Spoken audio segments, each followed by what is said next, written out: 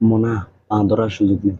আমাদের অন্তর্বর্তী সরকার ডাক্তার মোহাম্মদ ইউনূস আছে, যে আমাদের প্রথম কাজটা হচ্ছে আমাদের প্রবাসী ভাইদের উপর। প্রবাসী ভাইদের আমরা খুব নজরদারি করতে হবে, যে প্রবাসী ভাইরা আমাদের পাশে যদি না থাকতো, আমাদের বৈষম্য বিরোধী ছাত্র আন্দোলনে আমাদের প্রথম কাজ ছিল যে আমাদের রেমিটেন্স যোদ্ধা, তারা রেমিটেন্স বন্ধ করে দিয়েছে আমাদের প্রথম ধাপে। তাহলে আমরা আমাদের এগিয়ে দিয়েছে, যে আমাদের যে রেমিটেন্স যোদ্ধারা আমাদের পাশে দাঁড়িয়েছে, আমাদের অভিভাবকের মতন তারা পিছনে পিছনে, আমাদের সামনে ছিল না, পেছনে ছিল, কিন্তু আমাদের উৎসাহিত দিয়েছে। আমরা তাদের প্রতি ফোকাস দিতে হবে। এক, আমাদের রেমিটেন্স যোদ্ধারা যারা প্রবাসে থাকে, রেমিটেন্স পাঠায়, তাদেরকে অনুরোধ করছি যে আমাদের রেমিটেন্স ভাইদের মৃত লাশ যে বহন করবে, বিমান বহন করবে এবং বিমান আন্তর্জাতিক বিমানে আসবে, আন্তর্জাতিক এই এটার নাম কি, যে শাহজালাল বিমানবন্দরগুলোতে আসবে, তাদেরকে কোনো প্রকার কোনো টাকা নেওয়া হয়, কোনো না হয়, এবং তাদেরকে বিনা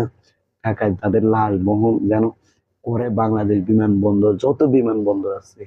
আর দ্বিতীয় কথা হলো যে আমাদের রেমিটেন্স যোদ্ধারা যারা বাংলাদেশে আসে, এবং তাদেরকে সসম্মানে কোনো হেনস্থার কেন শিকার না হয়ে তাদেরকে যেন বাংলাদেশে বিমানবন্দরে ঢোকা হয়। তৃতীয়ত কথা হয়েছে আমাদের তারা লাকিস এবং তাদের যে দরকার প্রয়োজনীয় জিনিসগুলো আনে, এবং মোবাইল যে বিভিন্ন ব্যাগ আনে, তাদেরকে ওই ব্যাগগুলো যেন জানোয়ারের মতো না ফেলে দেওয়া, তাদের ব্যাগগুলো যেন সসম্মানে তাদের ব্যাগগুলো চেক করা হয়, এবং তাদের ব্যাগে কোনো ক্ষয়ক্ষতি এবং তাদের ব্যাগের জিনিসপত্র কোনো প্রকার লুট যেন না হয়।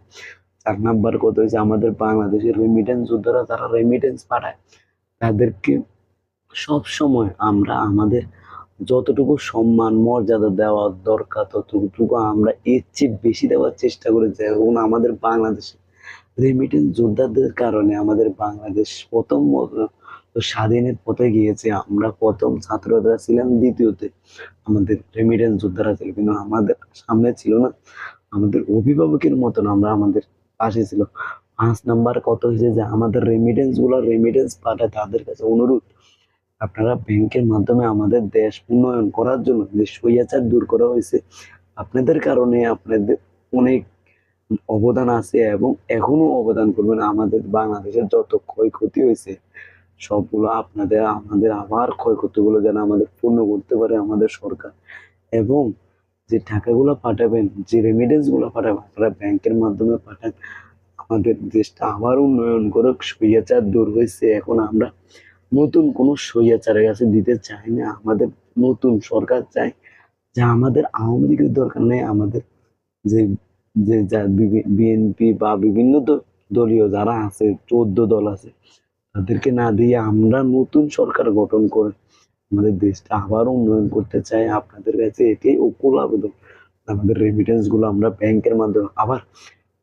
আমার 6 নাম্বার কথা যে আমাদের রেমিটেন্স যোগ্যরা যারা আন্দোলন করছে সৌদি আরব বা বিভিন্ন দেশে, আইন লঙ্ঘন করে কারাগারে রয়ে গেছে, তাদের প্রতি সবচেয়ে আমাদের প্রধান কাজ হচ্ছে তাদেরকে, তাদের ওই আমাদের বিভিন্ন দেশে প্রধানমন্ত্রী বা বিভিন্ন দেশে আইন ভঙ্গ করে তারা আন্দোলন করছে, আমাদের ছাত্রদের যে আন্দোলন করছে ছাত্রদের জন্য, তাদেরকে যেন ছেড়ে দেওয়া। এবং আমাদের ওই সরকারের কাছে ওকুল আবেদন করতে হবে যে আমাদের অবেশি ভাইদেরকে যেন হেনস্থায় শিকার না হয়, তাদেরকে সসম্মানে যেন জেল থেকে, কারাগার থেকে বা বিভিন্ন জায়গা থেকে বের করা হয়। তাদের শাস্তি অনেক অনেক রাষ্ট্রে আমি শুনছি যে তাদের ফাঁসি হতে পারে, এবং তাদের মানে কারাগারে যাবজ্জীবন হতে পারে। আর ওইগুলো আইন লঙ্ঘন করে আমাদের জন্য আন্দোলন করছে, একমাত্র আমাদের স্বৈরাচার দূর করার জন্য, বৈষম্য বিরোধী ছাত্র আন্দোলনের জন্য। আমাদের কারো পা চাটার দরকার নেই। আমরা সব সময় পা ধরার সুযোগ করব না, কারো পা ধরার সুযোগ দিব না।